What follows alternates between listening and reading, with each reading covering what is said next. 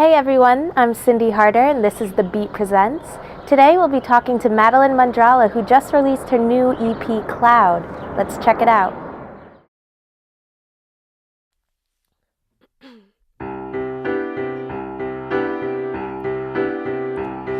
He's a brother of the blood, I'm a sister, and I don't think we got much else in common but an appetite and pretty eyes, and that's all I need in the middle of the night. It'll feed me for one more winter, trick my body one more time, but not my mind. I'm through with that shit. I will say it one more time, he won't be mine.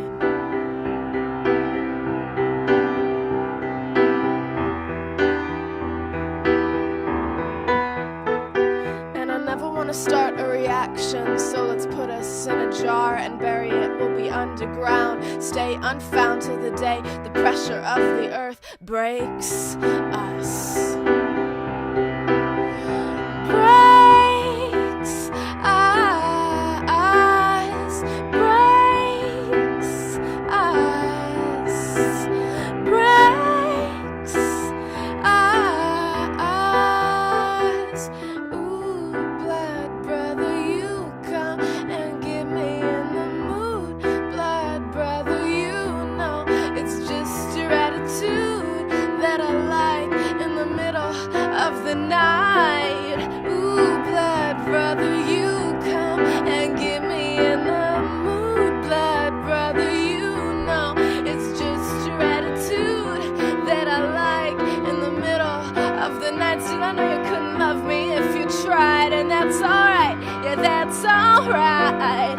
Ooh, blood brother, you come and get me in the mood. Blood brother, you know it's just your attitude that I like in the middle of the night. Still, I know I couldn't love you if I tried, and that's alright, but that is why I keep my days free to daydream of having a reason to let you go.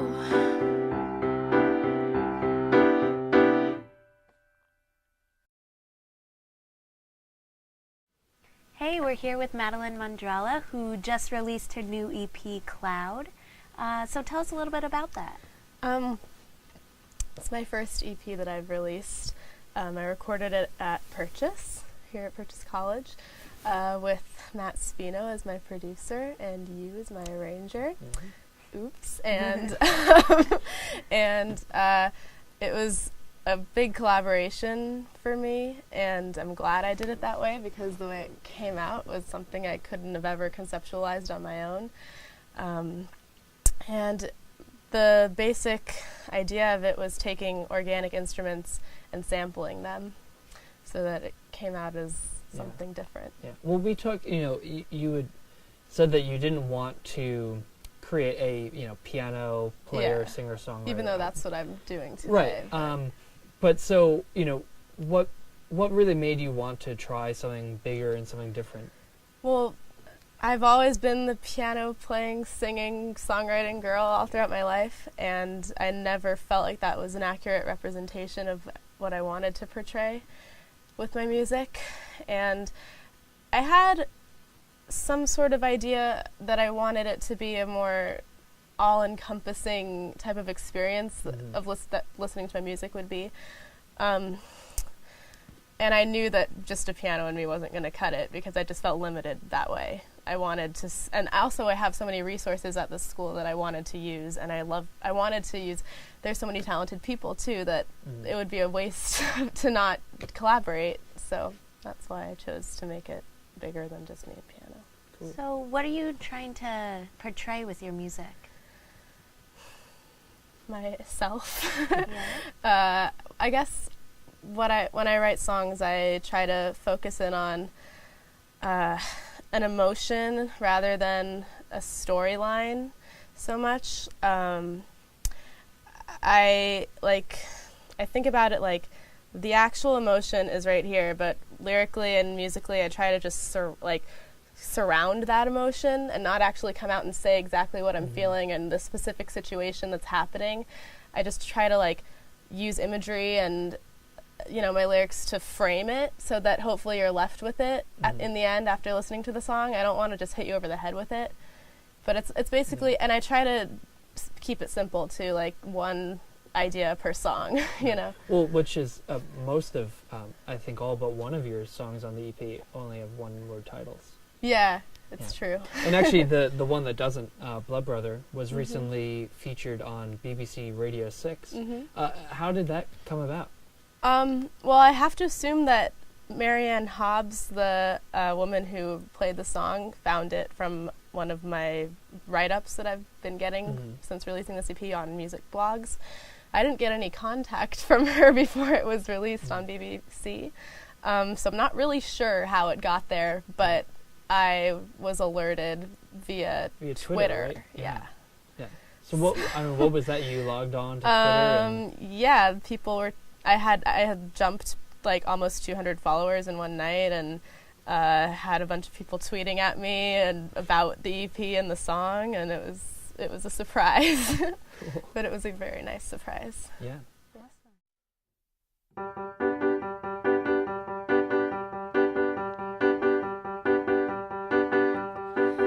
wearing Grandpa's flannel again tonight.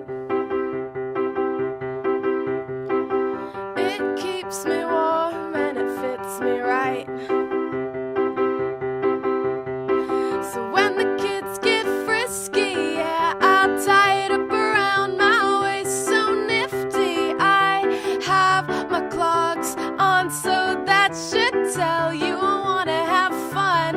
I have my clogs on, so that should tell you I wanna have fun. I wore Grandpa's flannel again last night. It kept me warm and it fit me right, so right. So when the kids got frisky, yeah, I tied it up around my waist so nifty. I had my clogs on, so that should tell you I wanna have fun. I had my clogs on, so that should tell you I wanna have fun.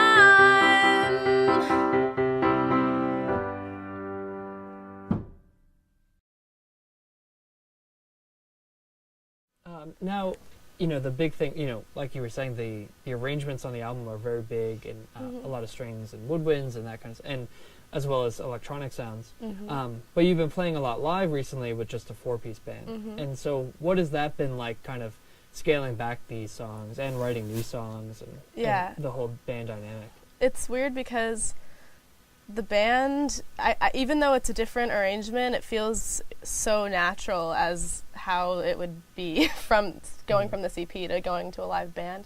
It's a 4-piece band, and it's guitar, bass, drums, and vocals, and me, and I play keyboard as well. And like we'll do things like the guitar will play the strings we're playing on the EP, and it's definitely like a more sparse arrangement, but it doesn't feel empty. It's just a different interpretation. Yeah. Cool. And where do you kind of find that you get most of your influences from? Well, they change all the time, but I am very influenced by Bjork and Erykah Badu and Joni Mitchell, and the list goes on and on.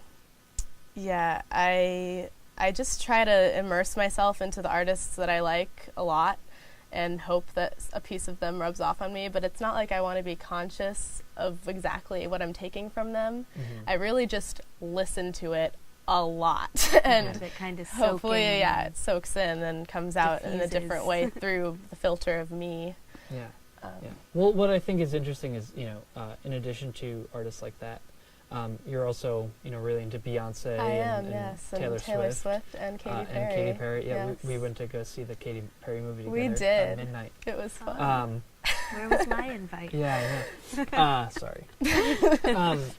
But how do you see, or what do you see similar about those artists that attracts you to both these kind of seemingly disparate? Well, I've thought about this a lot because I think I have a bit of a complex about why I like so many pop artists and why I like them so much and why I have their posters hanging in my room.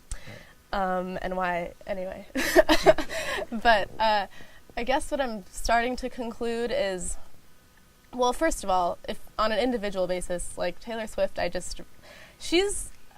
both songwriters, we're both around the same age, but we're making completely different music.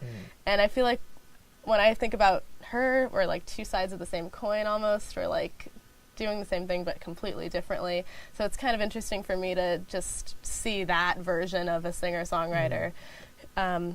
And with Beyonce, I think I admire how she takes an R&B sound and infuses it with a pop sound, but also makes it her own.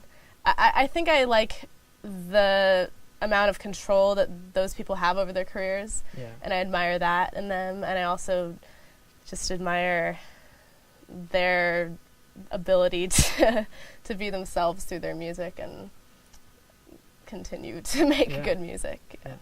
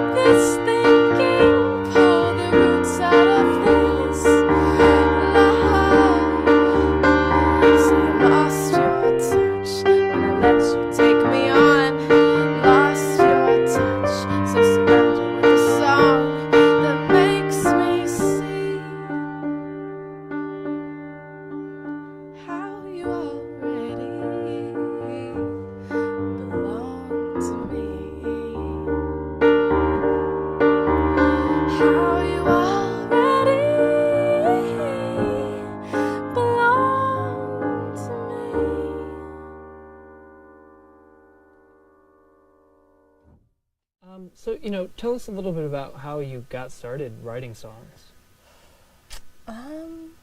Well, I was singing. I didn't start writing with the piano till I was 12, but before then I would just make up songs, singing them. I don't know why. I couldn't tell you. It was an inclination, I guess, because I started doing that when I was in second, third grade, just singing little songs I'd make up, and I've always written them down in notebooks, and that has never changed. I think I like it because I have complete control over it. Like, I used to dance, and I stopped liking that as much when I had to learn other people's choreography. I used to just play piano, and I didn't like learning other people's music. Right. I think I like it because it's completely my own, and no one can tell me, people have opinions, but no one can really tell me what's right or wrong about my songs because they're mine, Yeah. Do you remember the first song you wrote? Yeah, what was it? Well, the first song I wrote, I consider the first actual song I wrote the first one I wrote with piano. Yeah. I don't even remember the name of it. The melody was like, da da da da da da da da da. Like, it was very I don't know. Yeah. And when was that? I was 12. Yeah. 12. I wrote it for a talent show. Great. That was my motivation to write that. And then you're from LA. How is that kind of like, moving from the West Coast here to New York? What has that kind of been like? Do you think it's had an effect on your music or yourself? Definitely on myself, and I'm sure my music too. Yeah, I think it's hard. That's really hard to pinpoint because it's like still happening. You know, I think LA will always be in my music somehow. It's like when I think of it, I think of like the openness kind of my music. Like I like to think that I leave a lot of space in my music. I try to at least with the arrangement, like the piano arrangement and stuff. Like I use a lot of parallel fifths, even though you're not supposed to do that, but I do it anyway because I like how it sounds. But that kind of open quality, I think, kind of comes from LA because it's like it spans so much space, and I always felt like a tiny little ant in LA. And here I feel much more connected to what's around me, and I think that's come through too in my music. It's just like I feel like I know myself better now because it's been reflected back at me since I've gotten here more than it was in LA, because it was just everything was more sprawling in LA, and here it's a tight-knit community that I've been a part of. So do you think would you want to take your music back to LA after you graduate, or do you kind of want to stay on the East Coast? Well, I want to live on the East Coast, but I definitely want to visit LA from time to time and play there if I ever have the opportunity to, which I'm sure I will at some point, because I mean, I don't deny my being from LA. Yeah. Like, I'm definitely an LA girl at heart, as cheesy as that sounds. And then you're going to play a cover for us today. What are you going to play for us? I'm going to play Simple Kind of Life by No Doubt. Okay, and why that song? Okay, that band and that song is just iconic in my mind because Gwen Stefani was my complete and utter idol as a kid. And I saw her play when I was like 13, and I don't know, I just loved her, and I still love her. And No Doubt, they're from Anaheim, California. Right. I really related to her because I was the lead singer of a band when I was 12 through 16 in high school, and I was the only girl. They're all boys, and I just really related to her. And that song it's just one of those songs for me that never gets old, because I think when I heard it, it was just lyrically so honest and connected to something that has always been inside me of just wanting happiness. I mean, that's a very vague theme, but I mean, it illustrates it beautifully, I think. Yeah. I just think Gwen Stefani, she's not a typical songwriter. She's not like the type of person that'll just sit down and write songs all the time, but she did write that song, and I think it came from an extremely honest place, and I appreciate that about it. Awesome. Well, let's check it out.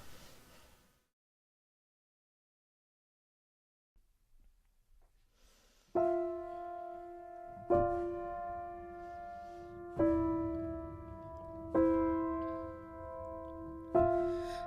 a long time, I was in love. Not only in love, I was obsessed with a friendship that no one else could touch. It didn't work out, I'm covered in shells, and all I wanted was a simple thing, a simple kind of life. And all I needed was a simple man, so I could be a wife. I'm so ashamed, I've been so mean. I don't know how it got to this point. Ooh, I always was the one with all the love. You came along, I'm hunting you down like a sick domestic abuser, looking for a fight.